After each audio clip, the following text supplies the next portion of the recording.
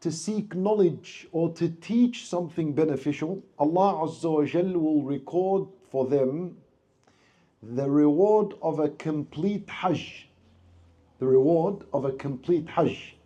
So just by our attendance with the correct intention, Allah Azza wa Jal grants us the reward of Al-Hajj. Salat al-Fard, praying an obligatory prayer in al-Masjid, is also equal to the reward of a Hajj. That's in another hadith authentic by the Nabi sallallahu alayhi wa sallam. So the reward of 2 Hajj in one night, we ask Allah Azza wa Jal to multiply our reward and to accept from us. As you're aware, tonight's lecture is titled Lessons from 3 Trapped in the Cave. And this is based on a hadith of the Messenger sallallahu alayhi wa sallam, and it is a story that he narrated onto the companions. And just like the stories of the Quran offer guidance to mankind, then the ahadith and the stories found in the ahadith also offer immense guidance, an abundance of guidance for mankind. So we're going to explore that bi'idhnillahi ta'ala as we move on through this lecture. This is a hadith narrated in Sahih al-Bukhari wa Muslim.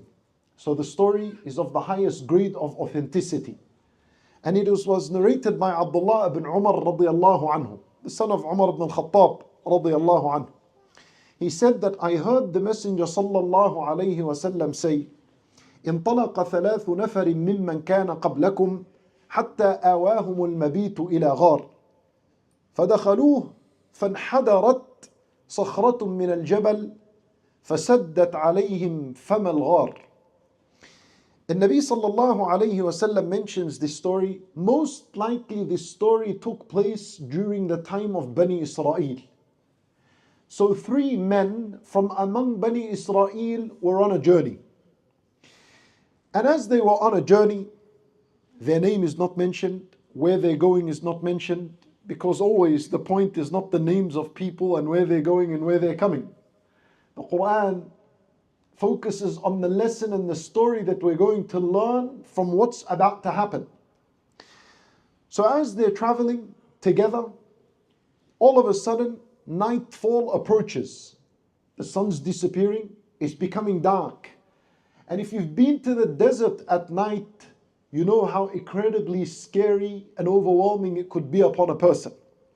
Not only that, in a narration it mentions it began to storm. And when it begins to storm, that means heavy rain comes afterwards.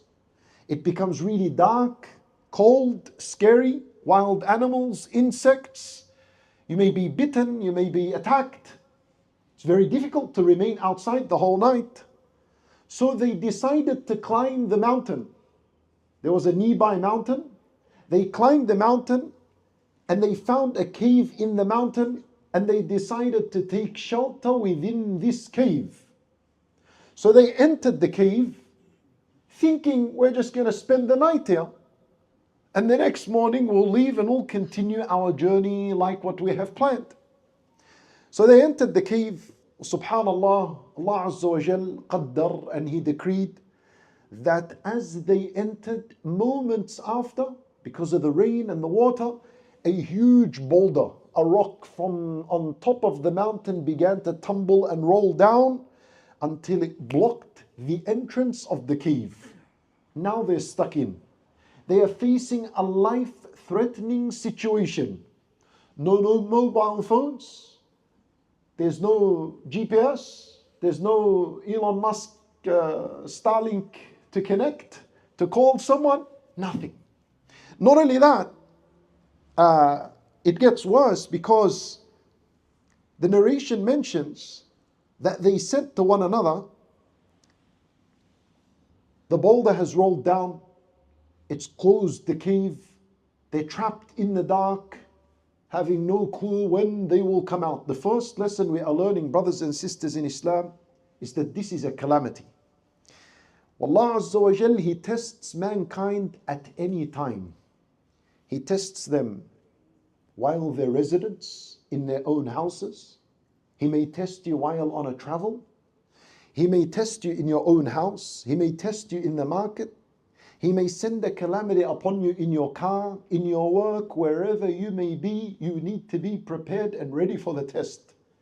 Allah Azza wa Jalla, He said, وَلَنَبْلُوَنَّكُمْ, we will indeed surely test you. Kum, all of you. That kum at the end, all of you. The rich and the poor, the old and the young, the righteous and the rebellious, the sinner and the pious.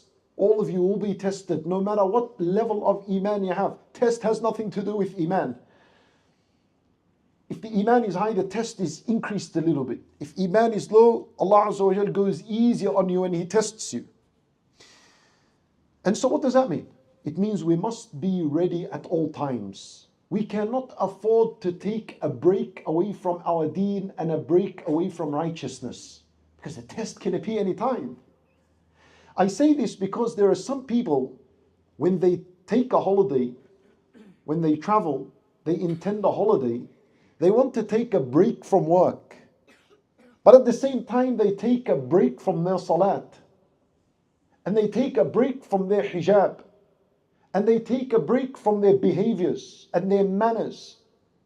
And so they go, they take a break from work, and it's as though they left their deen at home. Running wild, forgetting righteousness was salat and all things.